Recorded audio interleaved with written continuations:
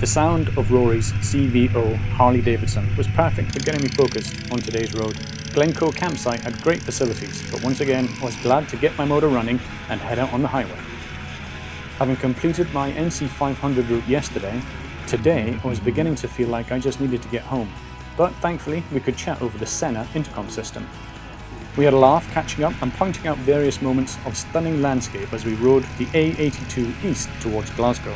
We still managed to hit a couple of cold rain belts on the way, typical April Scottish weather, but the glimpses of snow-dusted peaks along the route are stunning. Blink and you'll miss it, but we rode past the Glencoe turn-off on the right here, the road which everyone is now calling Skyfall Road, where they filmed some of the famous James Bond scenes.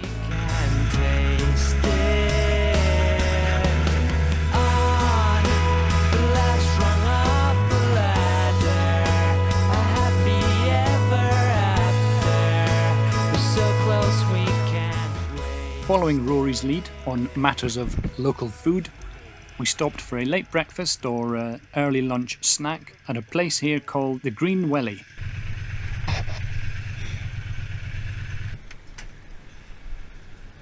Of everywhere I've ever had a Scotch pie in my life, these are absolutely the best. I could have sat here and eaten my way through a dozen of them.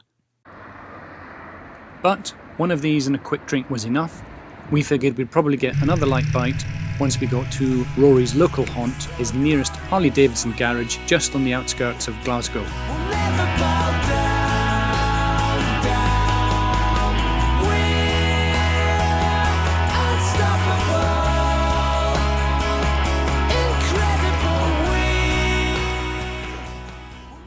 Where? West Coast Harley Davidson. West Coast Harley Davidson. Look at the Harley Davidsons. Time for coffee.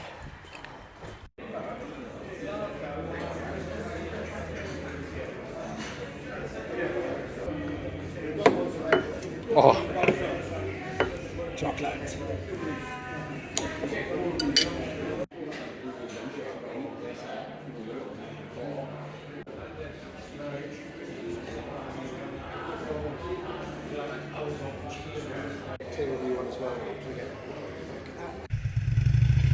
having now passed the last of the great Highland scenery I'd ridden up from London to see, I remembered those early days of my trip.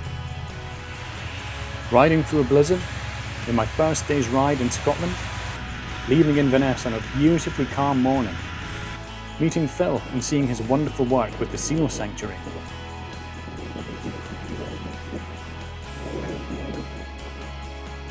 Orcaber Campsite, with its beauty so poorly treated by some of the visiting campers. The jaw-dropping and bike-dropping beauty of those first early views of the Highland peaks as I rode through Tongue. The winds of Sands Campsite. The Bilachnabar Pass.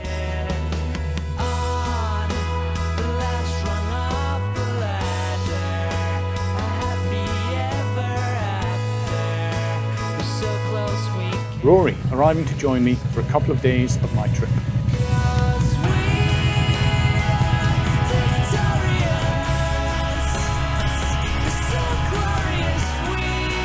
Now, at the other side of Glasgow, and after all this, Rory was heading off home and I was left on the monotonous motorway heading south into England, with one last night of camping before home.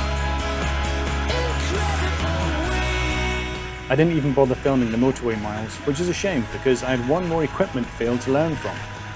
At a petrol stop, I spilled petrol across the tank and over the tank bag, and even after rinsing the petrol off, I was left with an empty tank bag that reeked of petrol.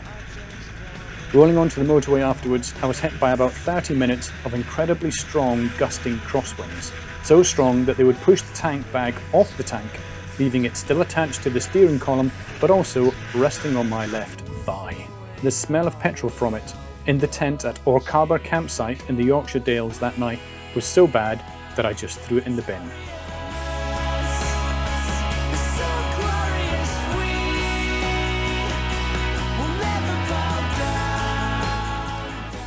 Not exactly what I was hoping for last night of camping. Whew. First night back in England.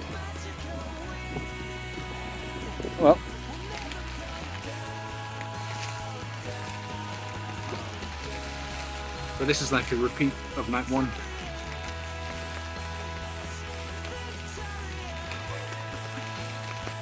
The feeling of accomplishment when I got home was strong. I'd loved this epic journey, my first of this scale on any motorcycle, and I was proud that at no point had I suffered any saddle fatigue at all on the Bonneville.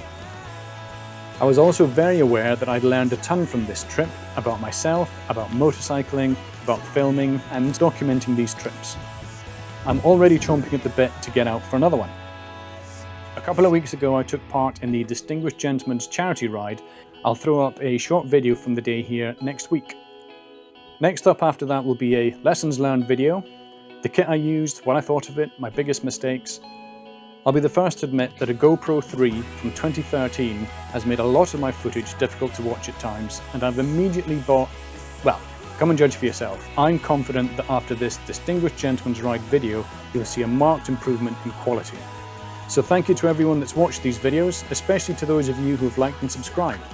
Huge thanks for sticking around, especially with my old GoPro 3 trying its best. This tour was a massive learning curve. I've officially upgraded the camera and I have a new DJI Mic Mini so you can actually hear the Bonnie's beautiful engine roar. I'm committed to growing this channel and making every video better than the last, so subscribe to join the journey and ride safe out there.